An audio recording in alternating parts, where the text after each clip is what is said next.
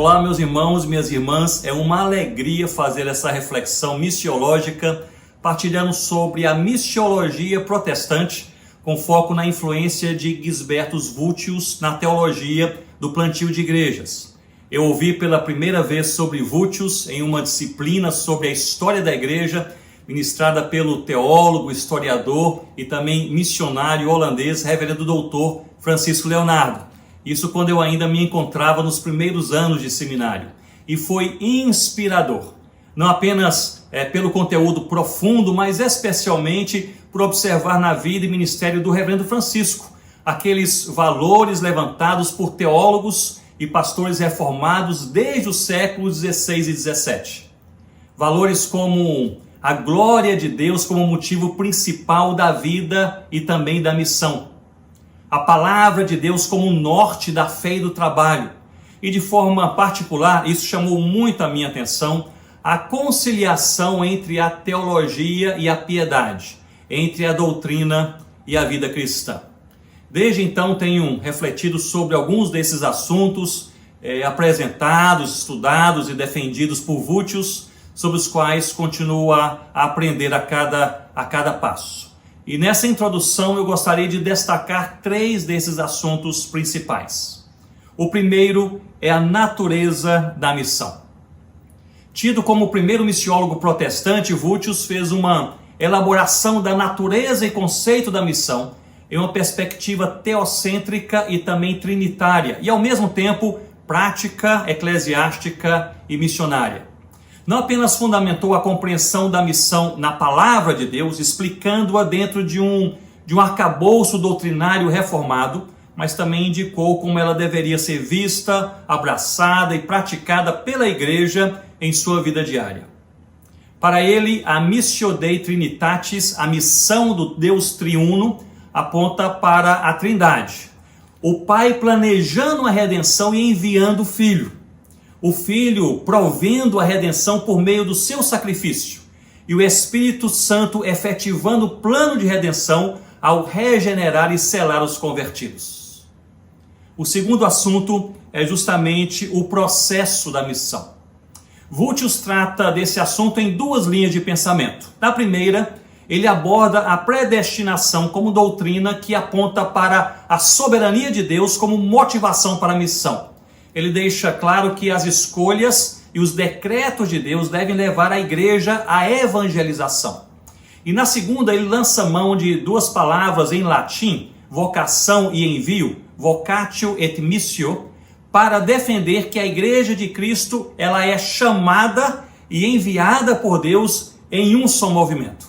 Os que são chamados por Deus para a salvação são simultaneamente enviados por Deus para a missão. Isso é fantástico. Assim ele rejeita a dicotomia eclesiástica entre o ser igreja e fazer missão, visto que em sua compreensão trata-se de uma só coisa. E por fim, a prática da missão. Ele trata sobre temas como a proclamação do evangelho, a conversão dos perdidos e o plantio de igrejas locais, de forma bíblica e igualmente aplicável. Alguns de seus métodos, é certo, fazem mais sentido em sua época, e há também estratégias influenciadas pelo movimento de colonização durante a expansão holandesa. Mas destaca-se aqui seu apelo apologético em direção aos ateus, católicos, judeus e também islâmicos, dentre vários outros grupos. E isso com a clara expectativa do evangelho ser proclamado de forma fiel em toda parte e entre todos os povos. Nessa perspectiva, o plantio de igrejas locais seria a forma mais eficaz de assegurar que o evangelho se enraizasse em novas terras por várias gerações. Nossa reflexão missiológica, ela será dividida em 4 partes, cada uma com cerca de 30 minutos. A primeira será a biografia de Gisbertus Vultius, quem ele foi, seu contexto, a sua vida e também a sua influência. A segunda, a sua missiologia, no que ele cria, o que ele defendeu e também o que ele praticou. A terceira, nessa terceira parte, apresentarei a teologia de plantio de igrejas de Vultius, alguns pontos centrais sobre os quais nós precisamos também refletir. E na parte final, na quarta parte, eu farei uma reflexão desses valores teológicos aplicados aos nossos dias, bem como algumas considerações sobre o plantio de igrejas em uma abordagem teológica e também prática.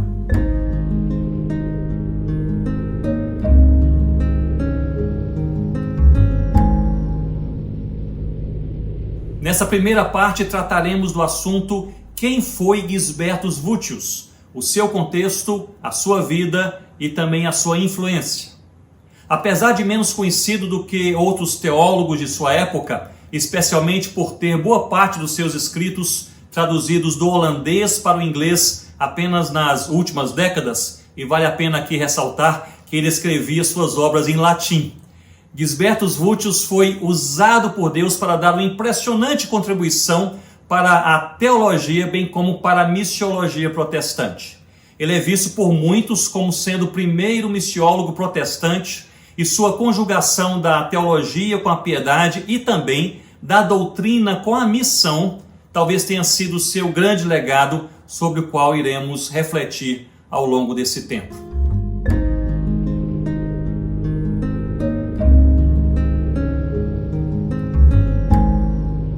Inicialmente devemos observar o contexto no qual Vultius viveu e também exerceu sua influência mais imediata. O movimento de retorno às Escrituras teve início nos Países Baixos ainda nos séculos 14 e 15 com os Irmãos da Vida Comum. Esse era um movimento que enfatizava o estudo da palavra, a piedade e também a devoção. Era uma comunidade religiosa, pietista, fundada na Holanda do século XIV por Gerhard Groote, advogando uma vida de simples devoção a Cristo e promovendo a leitura da palavra, a oração e também a educação. Eles fundaram muitas escolas. Esse movimento influenciou a reforma protestante e ficou conhecido como devoção moderna. E dentre seus membros mais conhecidos está Tomás A. Kempis, autor do precioso livro A Imitação de Cristo. Aliás, se você ainda não leu esse livro, por favor, leia. Um livro preciosíssimo, A Imitação de Cristo. As influências da reforma protestante, com Lutero tendo seu apogeu em 1517, com a manifestação de suas 95 teses, aportaram nos Países Baixos debaixo de forte perseguição por parte das autoridades e também da igreja. E foi o reformador suíço Ulrico Zwinglio quem iniciou um impacto definitivo na região por meio do diálogo com pastores e teólogos dos Países Baixos. Na década de 1550, os Países Baixos já contavam com uma forte influência de João Calvino.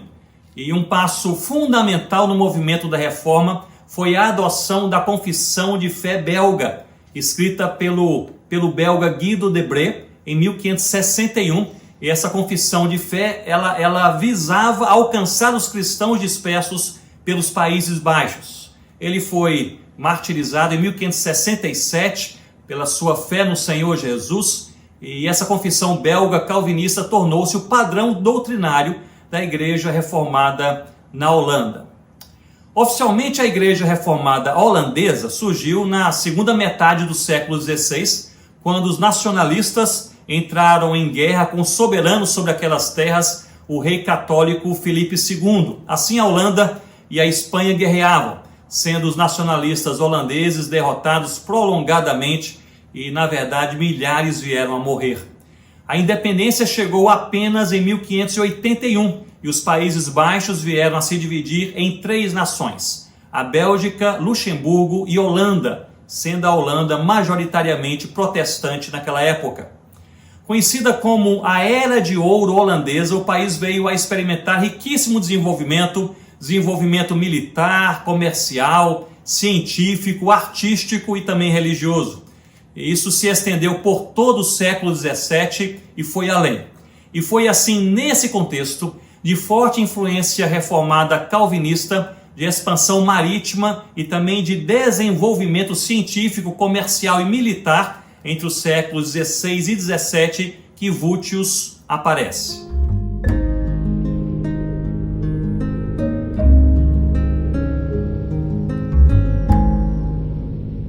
Passemos, portanto, à sua vida.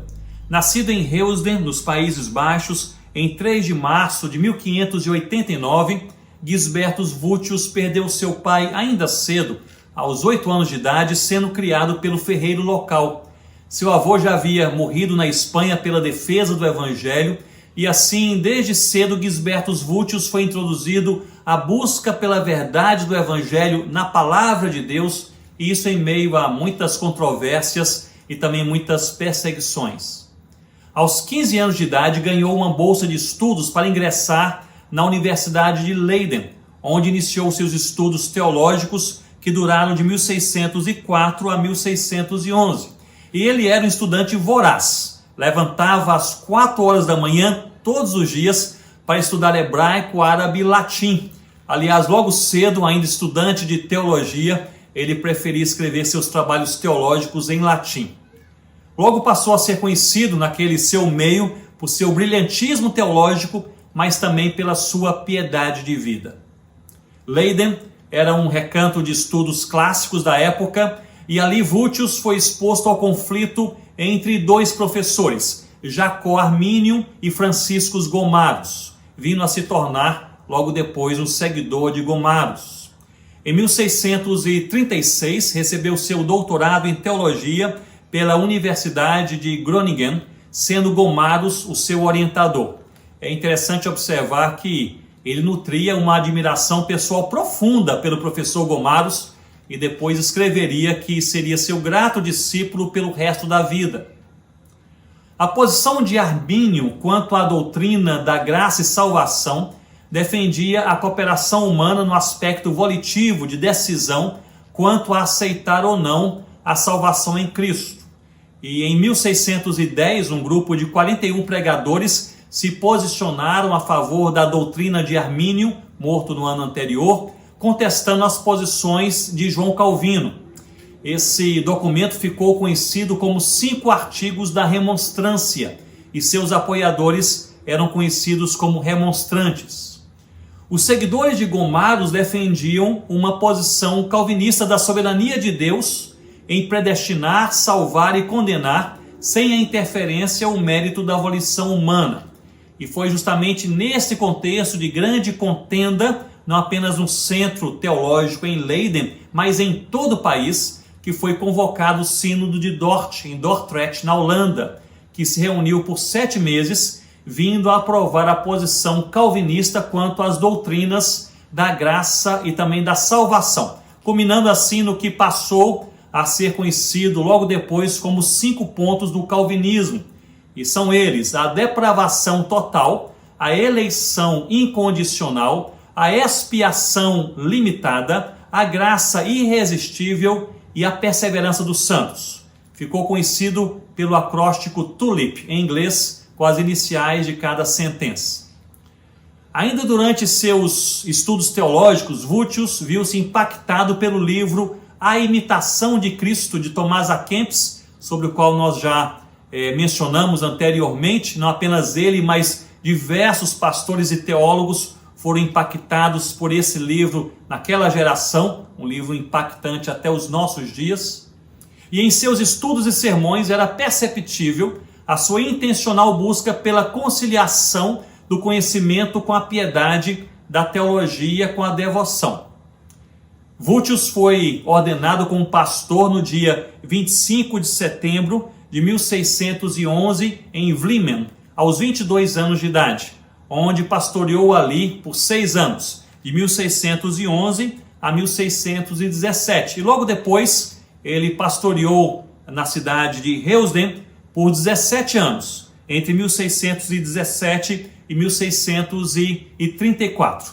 Em 1612, ele casou-se com Deliana Van Dist e tiveram 10 filhos. Durante seu pastoreio, ele pregava 8 vezes por semana e era um evangelista especializado na apologia bíblica com católicos romanos. Tornou-se logo cedo um brilhante escritor, produzindo diversos tratados e folhetos apologéticos usados não apenas em sua cidade, mas em diversas regiões da Holanda, além de escrever também vários livros sobre os quais nós veremos um pouco mais à frente. Foi provavelmente durante seu pastoreio em Heusden que o coração de Vultius aflorou ainda mais pelas missões. E com frequência ele pregava sobre a igreja como vocatio et missio, chamada e enviada por Cristo. Como era uma época de expansão marítima, ele chegou a persuadir diversas empresas marítimas a levarem missionários em seus navios para terras distantes. Em 1634, tornou-se professor da Universidade de Utrecht, vindo depois a ser chamada de Academia Voetiana. Logo em sua palestra inaugural como professor da recém-fundada universidade, Vultius propõe a piedade como fundamento para o serviço a Deus em duas esferas, a honra de Deus e a salvação humana. E essa palestra teve como título A Conciliação do Conhecimento com a Piedade. Essa era a sua ênfase. Viria a ser professor dessa universidade por 42 anos, de 1634 a 1676, ensinando teologia sistemática, ética, línguas orientais, eclesiologia, filosofia e tudo com uma ênfase na missão. Vultius foi provavelmente o primeiro teólogo protestante a propor o estudo da missão no meio acadêmico, que ele chamava de teologia prática ou teologia praticada. Para ele, a teologia era por natureza científica e prática. De forma audaciosa, Vultius ele pretendia também integrar a igreja à academia teológica em uma mão dupla. Por um lado, a igreja deveria enviar para a universidade teológica os seus jovens para serem preparados teologicamente, e por outro lado, a universidade deveria promover a piedade, não apenas o conhecimento intelectual, a esses jovens. E é interessante notar que, apesar de ser um professor devotado à universidade, seus alunos, suas pesquisas e tantos escritos, durante 36 dos 42 anos de ensino, Vultius dividia o seu tempo e atenção com pastoreio, com pregações frequentes e também com cuidado com os órfãos da cidade, aos quais ele ensinava frequentemente a palavra de Deus. Na Universidade Teológica, Vultius desenvolveu uma forma escolástica de ensino da teologia reformada. Ele promovia debates teológicos sobre assuntos do momento e ele escalava os estudantes para a defesa e também a contra-argumentação. Ele próprio registrou mais de 350 debates em 5 volumes, abordando toda sorte de temas políticos, bíblicos, éticos e dezenas de assuntos que ele julgava relevante e atual. Suas publicações foram em grande número artigos, tratados, apologia, sermões, teologia e muito mais, e provocaram forte impacto. Eu faço apenas alguns destaques e há 3 publicações de maior relevância para essa reflexão específica missiológica com foco no plantio de igrejas. A primeira publicação é a Política Eclesiástica. É um trabalho grande, dividido em 3 volumes que foram escritos entre 1663 e 1676. Nessa obra, ele apresenta suas convicções teológicas e particularmente eclesiológicas no que passou a ser conhecido como a Segunda Reforma Holandesa. Esse movimento ocorreu paralelamente ao desenvolvimento histórico e espiritual do puritanismo inglês nos séculos 17 e 18, e nesse ambiente foi cunhada a expressão Igreja Reformada sempre reformando. A proposta não era alterar os fundamentos teológicos da reforma protestante, ao contrário, era aplicá-los à vida da igreja e da sociedade, à vida diária do povo de Deus. A sua obra De Plantatione Ecclesiarum, tratado sobre plantio e plantadores de igrejas, é parte da já mencionada política eclesiástica e abrange de forma detalhada a eclesiologia aplicada às missões desenvolvida por Vultius. É uma obra fantástica, uma verdadeira eclesiologia missionária que orientou a expansão missionária da época a partir da Holanda. Eu fico particularmente impressionado com Vultius nessa obra, pois ele trata de assuntos antigos de forma bem atual e de forma necessária em nossos dias. Ele fala sobre a necessidade dos plantadores de igrejas serem enviados por igrejas locais ou suas denominações. Ele fala sobre o perfil bíblico desses plantadores e também a expectativa de autonomia das igrejas plantadas para que possam de fato florescer. Destaco também o livro, esse já publicado em inglês, Spiritual Desertion, algo como abandono espiritual, escrito por ele e seu pupilo Johannes Honebeck. Esse é provavelmente a melhor obra para compreender a proposta de conciliação entre doutrina e piedade, teologia e vida cristã proposta por Vultius. É um reflexo de seus ensinos teológicos e pregações na defesa de uma vida submissa a Deus e seus decretos, o que inclui o reconhecimento das provações e tentações. Vultius afirma nesse livro, que a ausência da provisão de Deus para com os seus filhos, permitindo que caiam em seus próprios pecados e desejos carnais, serve ao propósito de abater seus espíritos, causando profundo descontentamento com o pecado e com o mal, levando a um arrependimento real e profundo. Por toda a sua vida adulta, Vultius ele foi uma pessoa bastante combativa. Fosse por meio de suas publicações, preleções ou posicionamentos, por cerca de 10 anos ele combateu abertamente a filosofia de René Descartes e apresentou o racionalismo cartesiano como um perigo para a igreja, visto que apresenta o homem como a medida para todas as coisas. Foi também um árduo opositor do arminianismo, desde a universidade até os seus últimos dias, resistiu a pregadores que ele considerava místicos, que não baseavam suas pregações na exposição bíblica ou faziam interpretações além do que o texto bíblico afirmava. Combateu o governo quando percebia que o direito da igreja era questionado, defendendo que a igreja deveria ter total independência do Estado. Combateu a igreja quando percebia que essa igreja flertava com o Estado e também os seus benefícios. Portanto, ele foi um homem combativo. E esse espírito custou-lhe certo grau de isolamento dos demais teólogos e pastores, vindo sua teologia e influência serem mais reconhecidas em um momento avançado da sua vida.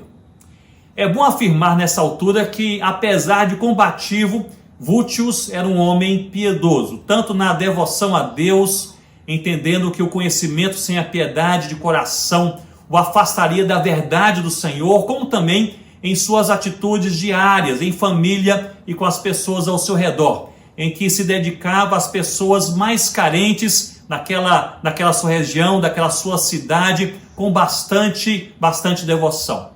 Durante seu pastorado, frequentemente era encontrado ensinando o catecismo aos órfãos e crianças mais pobres da sua cidade. Ele faleceu em 1º de novembro de 1676, aos 87 anos de idade. Naquela época, seus estudantes já se posicionavam como professores em quase todas as universidades e igrejas da Holanda, além de diversos outros países, como a Escócia e também a Inglaterra. Ele foi sepultado no que hoje é a Catedral Católica de Utrecht. E assim nós pensamos não apenas em Vultius, mas também pensamos agora em sua influência.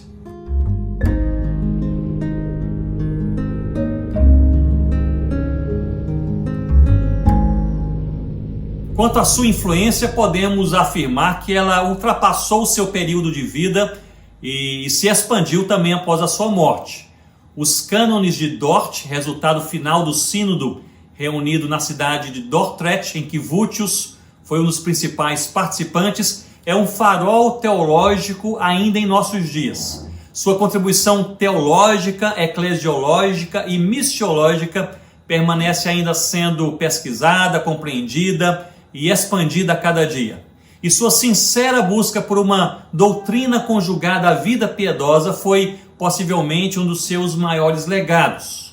Mas é também importante enfatizar, até onde compreendo, que foi sua convicção da adoração, honra e glória de Deus como fundamento da missão que levou Vultius a desenvolver uma visão ampla de missão, não impositiva, não coercitiva, associada dos interesses políticos, visando apenas a conversão dos perdidos e o estabelecimento de igrejas locais em toda parte para a glória de Deus. Essa bandeira só lhe deu glória somente a Deus, aplicada à missão, rendeu muitos frutos ao longo dos séculos que viriam e ainda permanece viva e forte em nossos dias.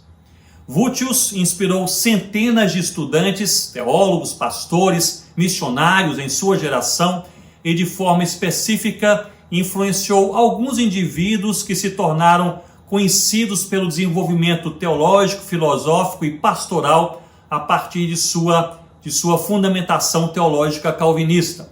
Podemos citar inicialmente Johannes Hornbeck, um jovem brilhante, fora da curva, que aos 6 anos de idade já lia em latim e ainda na adolescência tornou-se aluno do curso de teologia de Vultius. Escreveram juntos o clássico que já mencionei, Abandono Espiritual, seguiu os passos do seu mentor, foi professor da mesma universidade, vindo também a expandir a missiologia de Vultius em uma obra interessantíssima com o título Sobre a Conversão das Populações Nativas da Ásia e América.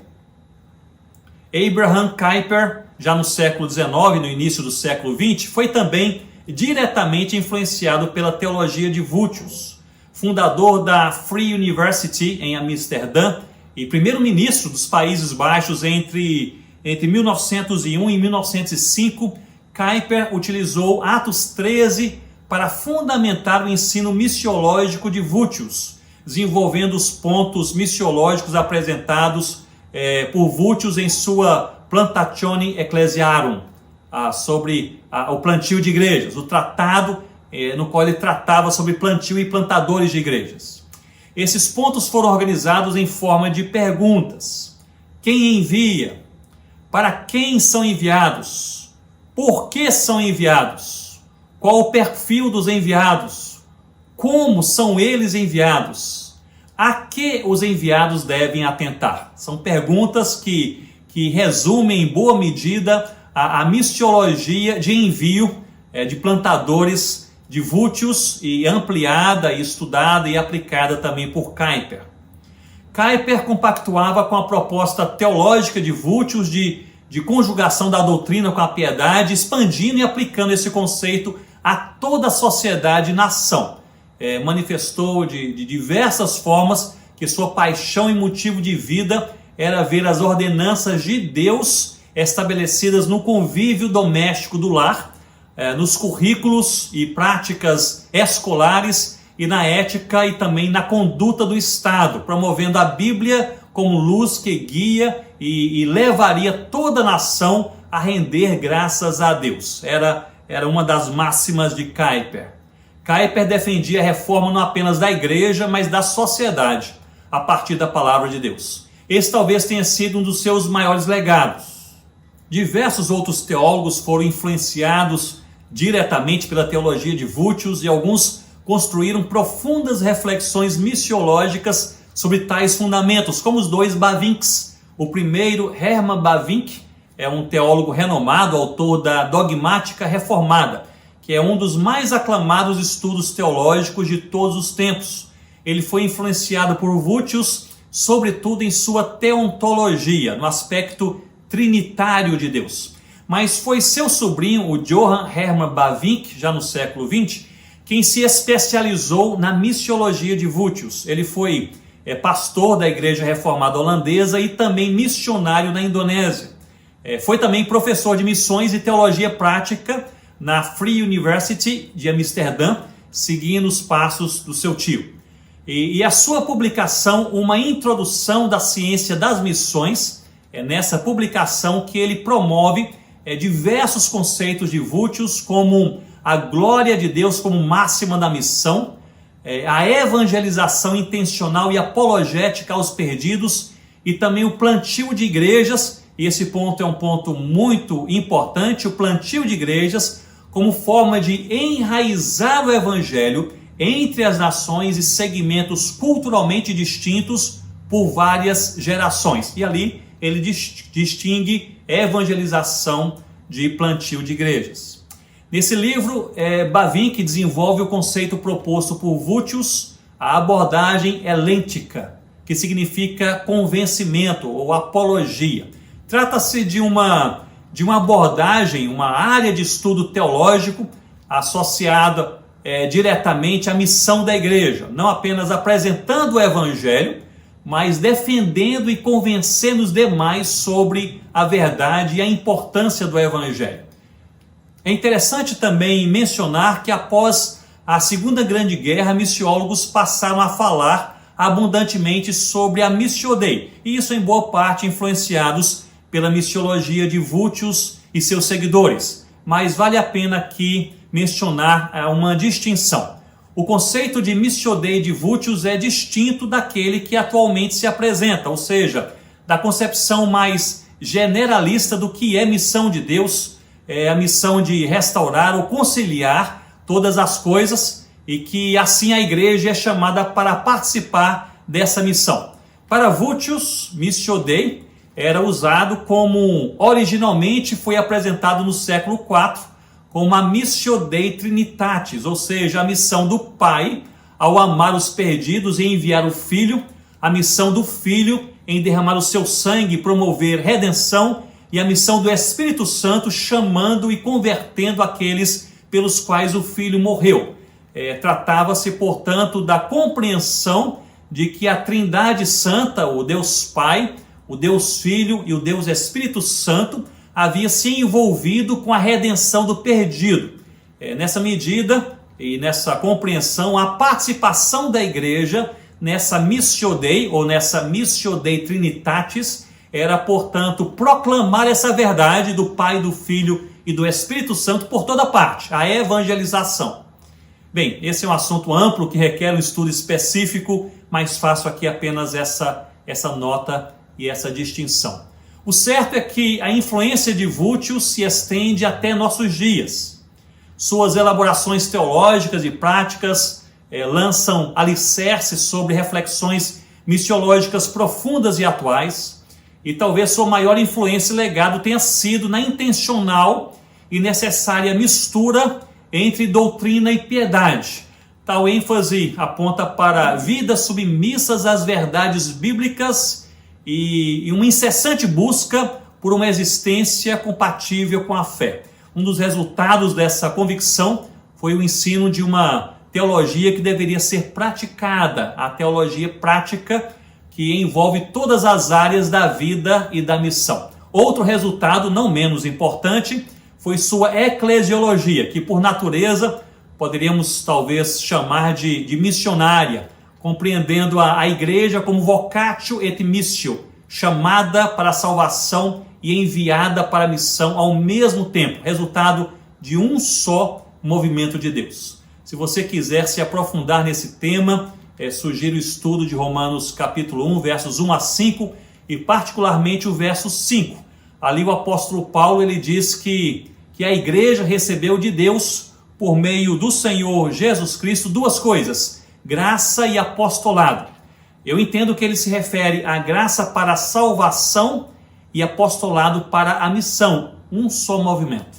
E possuía ali um propósito específico. Ele afirma ao fim do versículo 5, para a obediência por fé entre todos os gentios. É Deus amando, salvando, chamando e enviando o seu povo para que pela obediência, pela fé, não por obras ou por esforço ou habilidade humana, o seu povo seja salvo. Isso não tem limites ou fronteiras, mas abrange todos os gentios. E ao fim dessa mesma carta, lá no capítulo 16, já na doxologia, Paulo expõe o motivo dessa Missio Dei Trinitatis, missão do Deus triuno, e a obediência da igreja proclamando o evangelho entre as nações, o sentido, o motivo de tudo isso.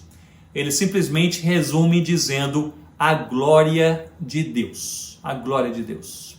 Tudo que somos, tudo que fazemos, que seja Deus glorificado em nome do Senhor Jesus.